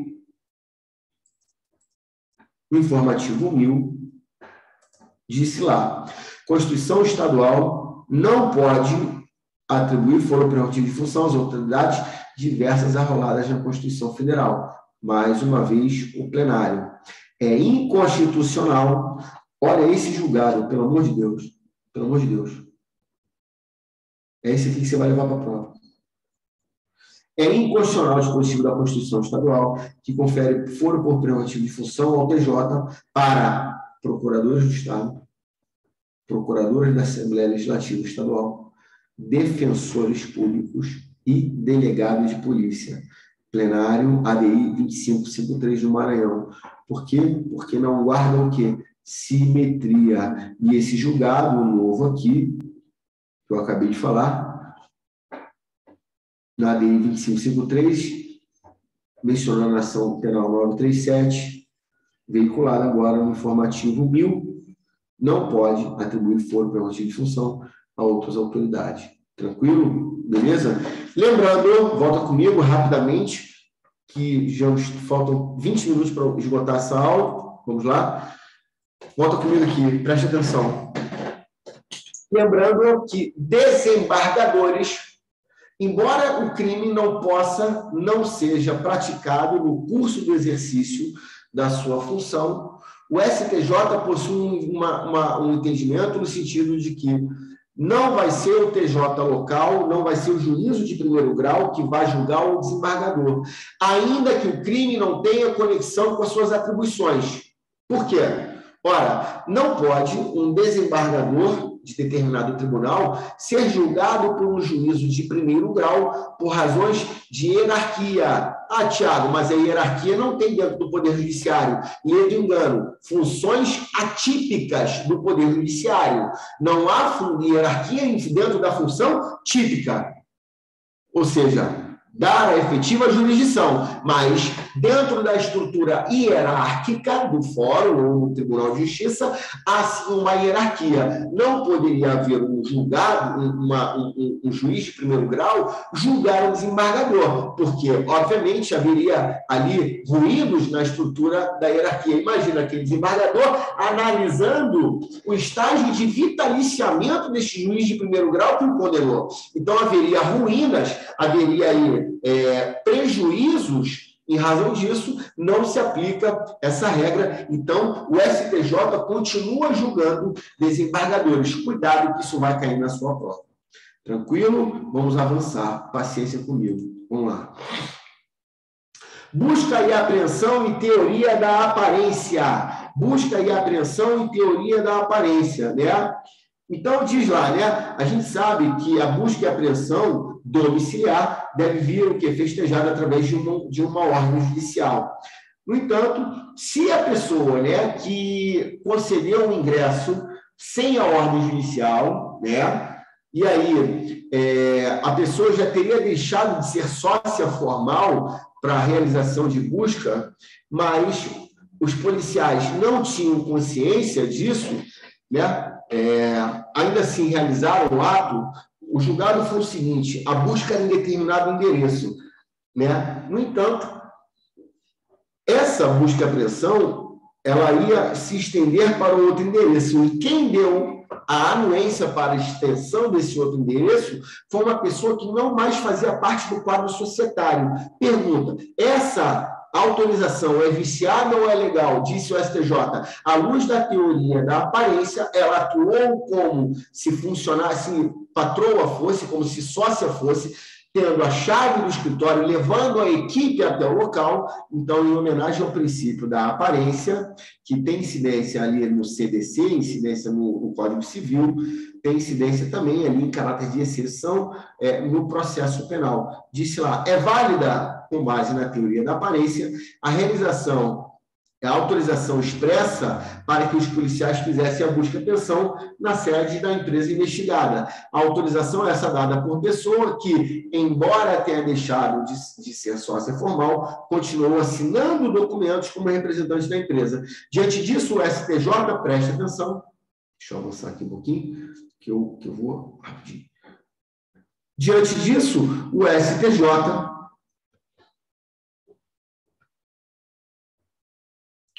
afirmou que deveria ser aplicada a teoria da aparência, embora tenha sido encontrada maior amplitude no jurisprudência da seara civil, não há nada que impeça também na seara penal. Julgado, olha a data do julgado, 619, perdão, formativo 690, quinta turma. Então, à luz da teoria da aparência, ainda que aquela pessoa não esteja mais no quadro societário, mas que ela tenha chave, que ela tenha a anuência, que ela leve a equipe policial naquele local ali para realizar uma busca que não seja o local principal, o STJ possui um entendimento que, aplicando a teoria da aparência, ou seja, aparentemente os policiais entenderam que ela era proprietária e ela tinha legitimidade para conferir a autorização para o ingresso.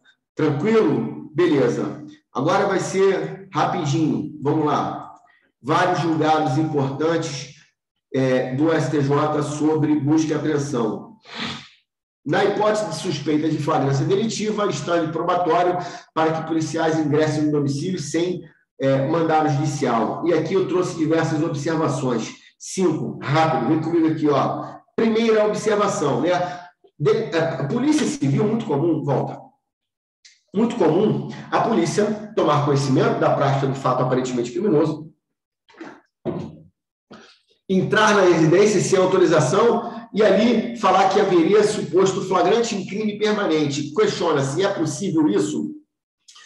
O STJ trouxe algumas balizas, dizendo que, olha, o ingresso para o domicílio, né, sem ordem judicial, deve observar os ditames da Constituição. Flagrante delito, prestar socorro, desastre ou durante o dia com ordem judicial. Só que, ao mesmo tempo, esse consentimento do morador deve ser de forma expressa, manifestado através de filmagens, de câmera e por escrito. Ou seja, não é o simples fato de ter um flagrante delito, porte, por exemplo, posse de droga dentro da residência, porte de arma, o simples fato de ter o flagrante na modalidade permanente, isso desafiaria o ingresso no domicílio por si só. Por quê? Ora, o crime permanente, pessoal, não pode ser um cheque em branco para o ingresso no domicílio. Ou seja, deve haver o quê? Fundadas razões e justificadas a posteriori.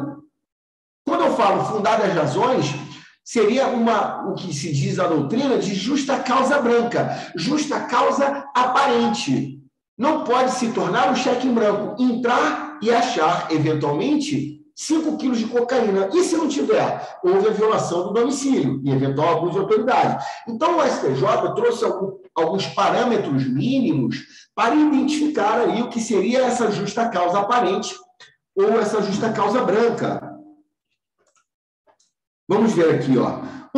Na hipótese da suspeita de flagrante, exige-se estándares probatórios para o ingresso no domicílio do suspeito sem ordem judicial. a existência de fundadas razões, aferidas de modo objetivo e devidamente justificadas, de maneira a indicar que dentro da casa ocorre flagrante. Então, uma eventual o quê? Campana. Uma eventual o quê? Foto.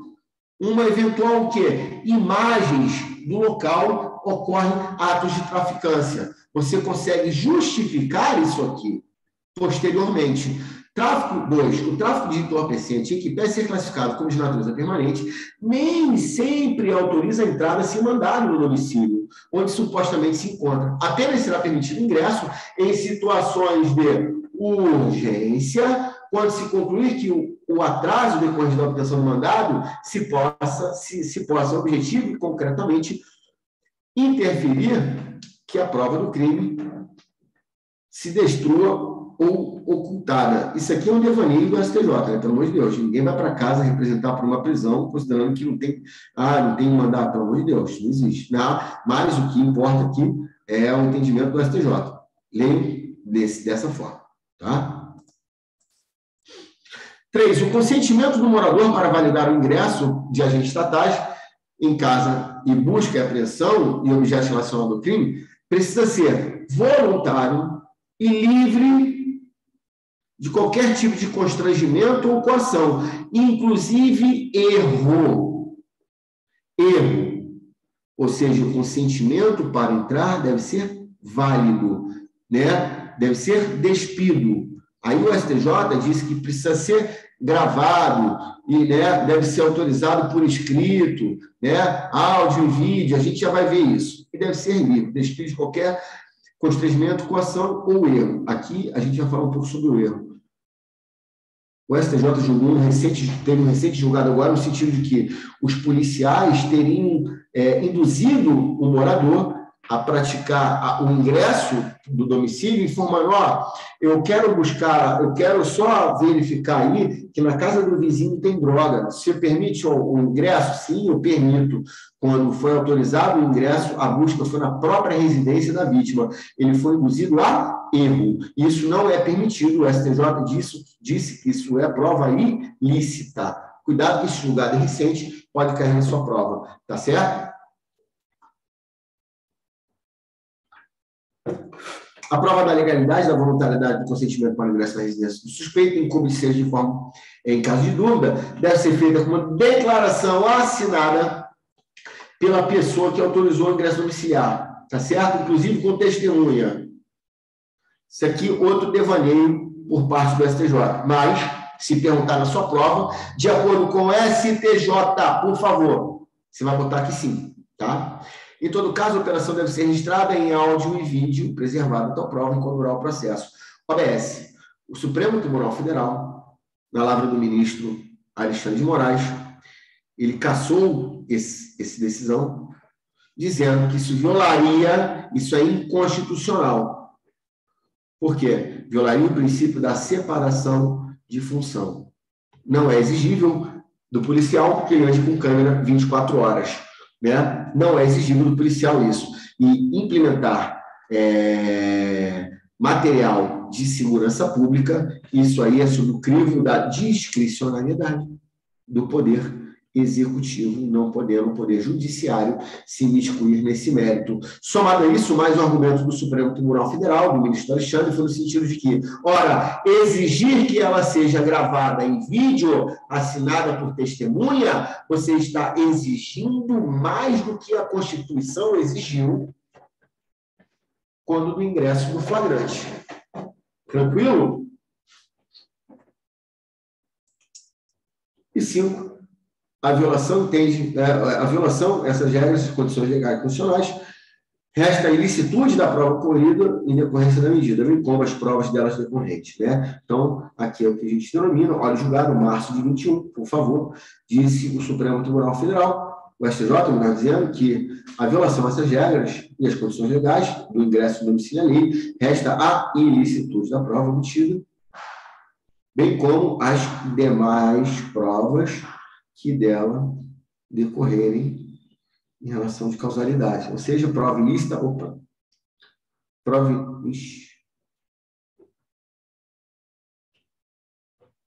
ou seja, prova ilícita por derivação. Tranquilo? Volta aqui comigo. A gente já vai entrar na reta final. Vou falar sobre 2 temas. Rapidinho. Isso, 2 temas. Primeiro neles, indiciamento extemporâneo, indiciamento em pessoa por foro prerrogativo de função e o cancelamento da súmula 528. E a gente encerra a aula de processo penal. Rapidinho. Indiciamento por pessoas com foro por prerrogativo de função. Questiona-se, é necessária a autorização judicial? Isso é o que se denomina de indiciamento complexo, quando há a necessidade, né, de 2 manifestações de vontade por órgãos distintos. A gente sabe que para indiciar para processar determinadas pessoas, é necessária uma prévia autorização judicial. Por exemplo, deputados e senadores. Supremo, né, tem entendimento no sentido que é necessário que a supervisão dessa investigação. Então, para abrir uma ação penal contra um deputado federal, é necessário o quê? É necessária a autorização. Questiono, no decorrer dessa investigação, supervisionada pelo Supremo Tribunal Federal, haveria necessidade de autorização para o ato do indiciamento desse indivíduo por parte do delegado de Polícia Federal? Questiona-se. O Supremo Tribunal Federal entendeu que não. O indiciamento complexo, ele é inconstitucional. Não é necessária a autorização para o ato do indiciamento. Violação, argumentos. Violação do sistema acusatório, sistema republicano e violação do princípio da isonomia. Não é necessária a autorização, tá? Considerando esses argumentos. Somado a isso, o Supremo Tribunal Federal tem um argumento também no sentido de que, ora, percebam, né? Primeiro, exigir autorização judicial para o indiciamento é impedir a atividade do delegado de polícia, que isso é atividade privativa do delegado, né? Exigir autorização judicial seria se miscuir na atividade do delegado. Não é possível, tá certo? Diz lá o ministro Barroso. Segue. Ora, segundo argumento, se para o oferecimento de denúncia, que é o mais, traz mais prejuízos, não é necessária autorização judicial, com maior característica, mutatis mutandis, não seria necessário a autorização judicial para o ato de indiciamento, tá certo? Então, não é necessária autorização judicial para o indiciamento. Vamos ver aqui, ó, rápido. É nulo o indiciamento de detentor por foro por prerrogativo de função, realizado pelo delegado de polícia, sem que a investigação ainda tenha sido previamente autorizada pelo juiz relator. Diversa é a hipótese em que o inquérito foi instaurado com autorização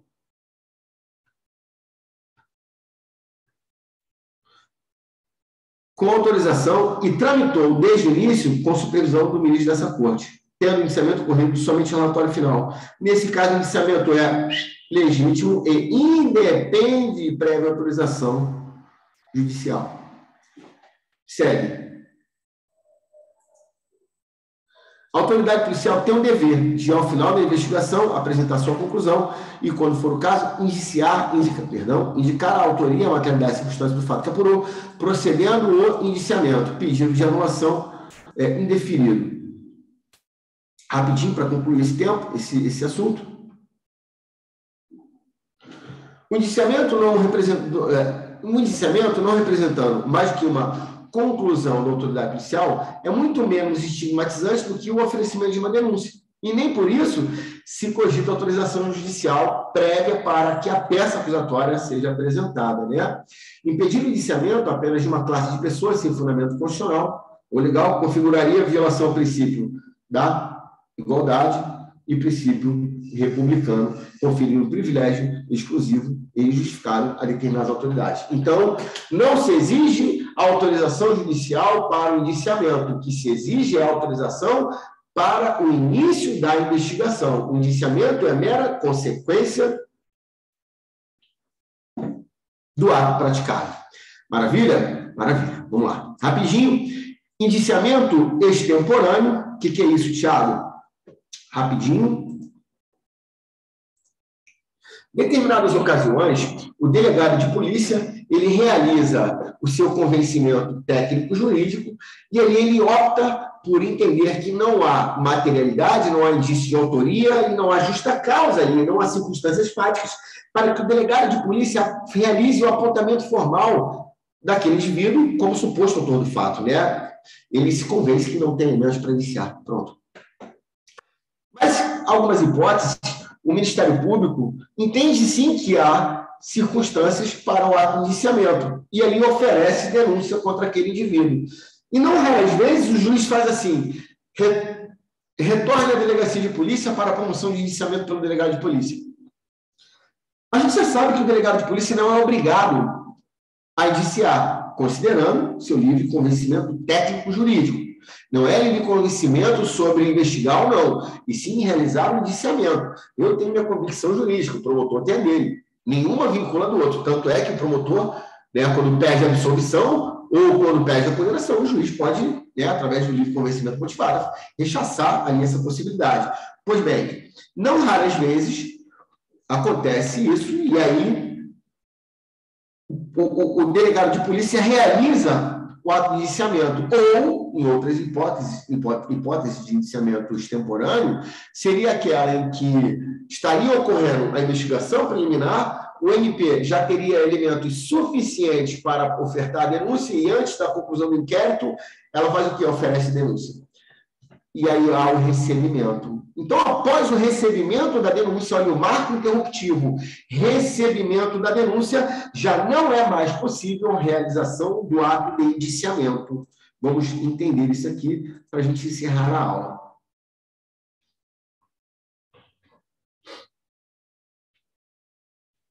Processo penal, artigo 1º.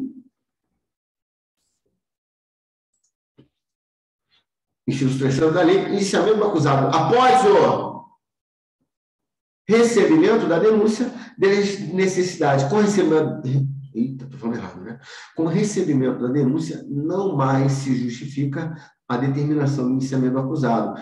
Caracterizaria constrangimento ilegal e desafiaria ordem de habeas corpus. Tranquilo? Indiciamento não mais seria possível. Isso é o que se denomina de indiciamento extemporâneo. Cuidado agora, competência, né? A súmula 528 teria sido flexibilizada no primeiro momento, teria sido flexibilizada, mas a terceira sessão do STJ, na semana passada, cancelou o enunciado da súmula 528, que tratava da competência onde era apreendida ali, né, a droga. Agora, o entendimento atual é o destino, é o local do destino da droga vai formar a competência territorial. Na importação desviando, na hipótese de importação da droga via correio, cumulada com o conhecimento do destinatário, dificilmente uma ocorrência vai ser uma correspondência vai ser destinatário. No endereço aposto na correspondência, a súmula foi cancelada para fixar a competência do local do destino. Agora é o local do destino da droga e não o local da apreensão. A súmula 528 está cancelada. Cuidado que isso vai estar na tua prova. Tranquilo, pessoal? Maravilha? Volta aqui. 2 horas de prova, de aula de processo penal. Vimos muita coisa, tá? Na sequência, vamos ver ainda leis penais especiais e vamos ver ainda aula de peça. Tranquilo, pessoal? Críticas e sugestões, estou aqui no meu Instagram. Qualquer coisa, pode me acionar, dúvida, tá bom? Mantenha o foco, mantenha os estudos, boa prova, preste atenção, abra, leia, respira e faça a sua prova, tá certo? Pessoal, forte abraço. Até já.